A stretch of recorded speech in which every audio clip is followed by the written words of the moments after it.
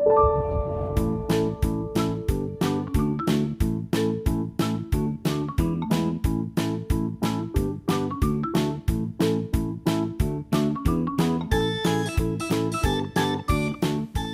bimbi e ciao bimbe! Vi è piaciuta la favola dell'orco in prigione acqua? Bene, allora oggi realizzeremo insieme Dragorco. Ma andiamo a vedere di che cosa abbiamo bisogno. La sagoma di Dragorco, forbici, materiale per colorare, pennarelli, matite o pastelli a cera, stuzzicadenti o se ce l'avete una perforatrice e dei fermacampione. Prima di procedere, fatti aiutare da un adulto. Stampa l'immagine di Dragorco su un foglio A4. Potrai scaricare l'immagine dall'area download del nostro sito www.latartarugaonline.it. A questo punto colora il tuo Dragorco seguendo il nostro modello, oppure a tuo piacimento.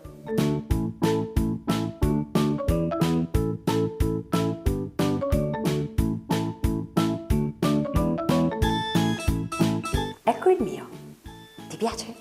Adesso non resta che ritagliare le varie parti di Dragorco.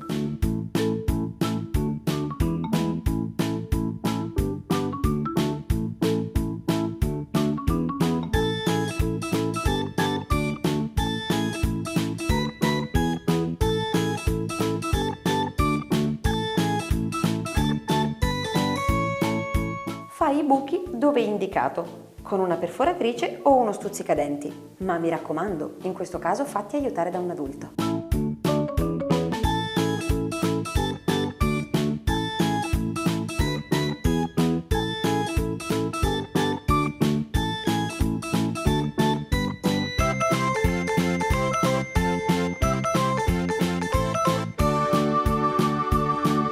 Infine, posiziona i fermacampione nei buchi, facendo attenzione ad assemblare le parti giuste.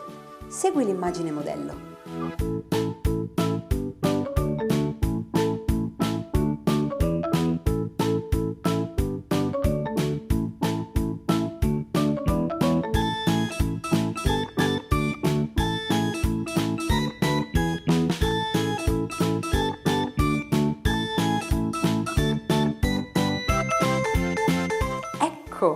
Dragorco è pronto!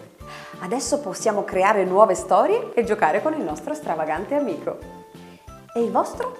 Sono proprio curiosa di sapere come è venuto. Io intanto vi saluto e vi do appuntamento al prossimo video. Ciao bimbi e ciao bimbe!